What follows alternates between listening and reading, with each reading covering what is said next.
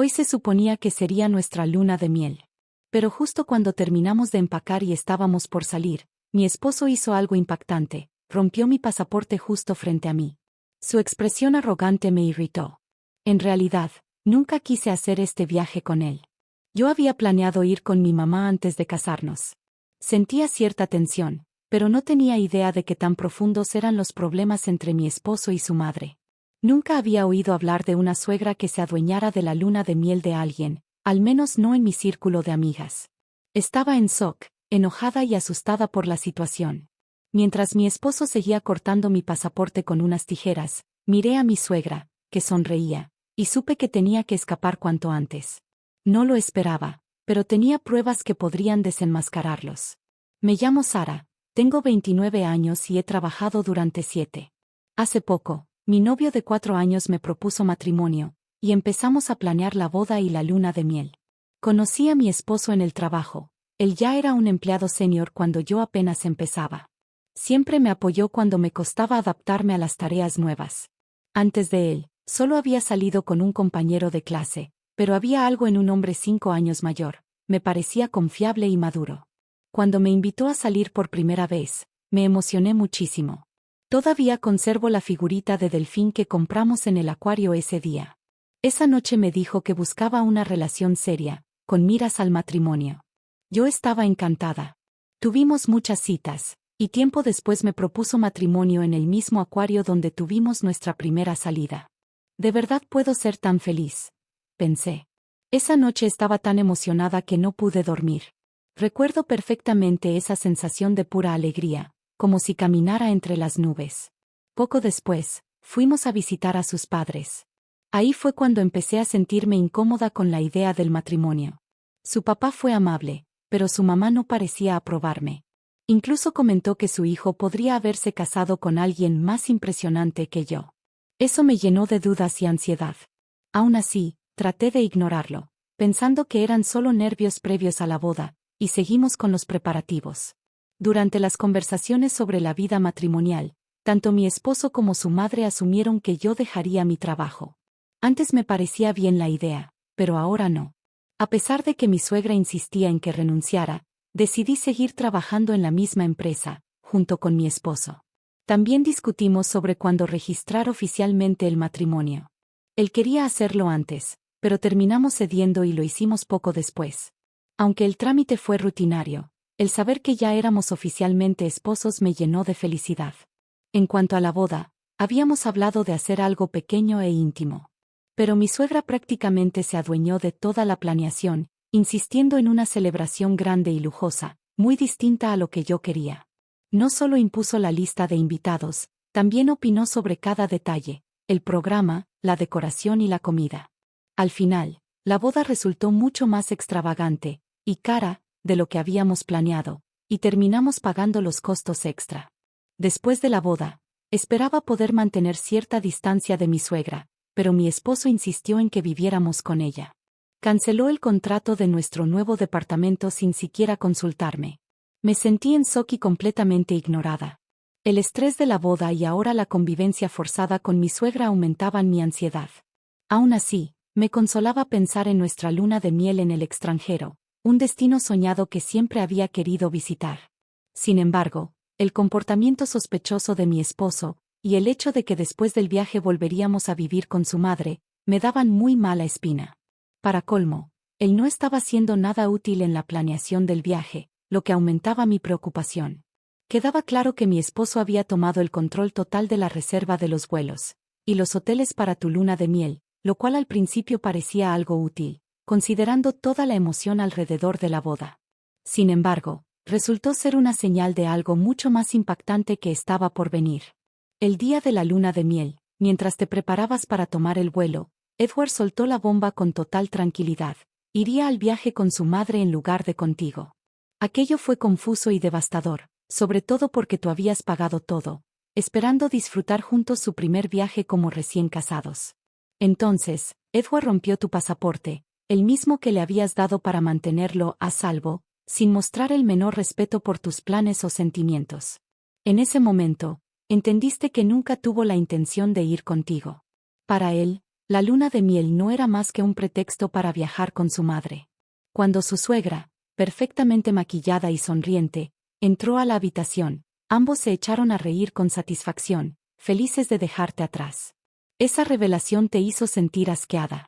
Comprendiste que habías cometido un terrible error al casarte con alguien tan frío y egoísta, que podía pisotear tus sentimientos sin remordimiento alguno. Este giro tan cruel te mostró la verdadera naturaleza tanto de tu esposo como de tu suegra. Te sentiste traicionada, decepcionada y completamente sola. Era devastador aceptar que tu esposo había planeado todo desde el inicio, usando los preparativos como una fachada para organizar su propio viaje con su madre. Edward reservó todo a nombre de ella y te dejó con todas las deudas. Esa traición destruyó por completo la felicidad que alguna vez sentiste por su ayuda en la planificación de la boda y la luna de miel. El sueño que habías imaginado, una boda y un viaje romántico, se hizo pedazos por culpa de la manipulación de tu suegra y la traición de tu marido. Abrumada por la situación, al principio no podías creerlo, pero pronto entendiste que debías actuar rápido y pedir el divorcio. Curiosamente, desde que comenzaron los preparativos de la boda, habías estado grabando audios, al principio para guardar recuerdos, pero más tarde para documentar el comportamiento inquietante de tu suegra. Esas grabaciones, sin esperarlo, se convirtieron en pruebas clave para tu proceso de divorcio. Mientras empacabas tus cosas para irte, descubriste algo aún más impactante: tu esposo estaba robando dinero de su empresa. Ese hallazgo añadió otra capa de engaño a una situación ya dolorosa, pero también fortaleció tu decisión de terminar el matrimonio. Era devastador comprender que tu esposo y tu suegra te habían traicionado, transformando lo que debía ser una etapa de felicidad en una pesadilla. La mentira de Edward te golpeó con fuerza, sobre todo porque al inicio te sentías agradecida por su ayuda con la luna de miel, sin saber que planeaba viajar con su madre todo el tiempo. Edward reservó todo bajo el nombre de su madre y te dejó con la carga económica, lo que incrementó tu rabia y sensación de traición. El sueño de boda y luna de miel que habías imaginado fue destrozado por completo por sus acciones. Superada por el dolor, decidiste que el divorcio era la única salida. Afortunadamente, las grabaciones que habías hecho, pensando en conservar recuerdos, se convirtieron en evidencias contundentes del acoso y manipulación que sufriste por parte de tu suegra. Aunque te dolía, encontraste consuelo en saber que esas grabaciones servirían para algo más que simples recuerdos. Qué irónico, algo que comenzó como un gesto sentimental terminó siendo tu salvación. A los pocos días de mudarte, empezaste a empacar de nuevo tus cosas. Te diste cuenta de que ni siquiera habías desempacado por completo. Te invadió una ira indescriptible al imaginar a Edward y su madre en el aeropuerto, felices, mientras tú lidiabas con el desastre que dejaron atrás. A pesar de haber estado tan poco tiempo en esa casa, querías borrar cualquier rastro de tu presencia. Mientras limpiabas la sala, encontraste documentos que confirmaban el desfalco de Edward en su empresa. De inmediato llamaste a tu tío y le contaste todo, absolutamente todo lo que había pasado. Él se quedó pálido de furia, con una expresión de enojo tan intensa que te hizo entender que, esta vez, ya no estaba sola. Nunca le había visto una expresión así. Le conté a mi tío todos los detalles sobre el desfalco de mi esposo y le entregué las pruebas que había encontrado. Mi tío prometió convocar una reunión del consejo para tratar el asunto antes de regresar a casa. A pesar de la traición tan increíble, que me arrebataran mi luna de miel, me sentí genuinamente agradecida de saber que todavía había personas buenas y con corazón que se preocupaban por mí.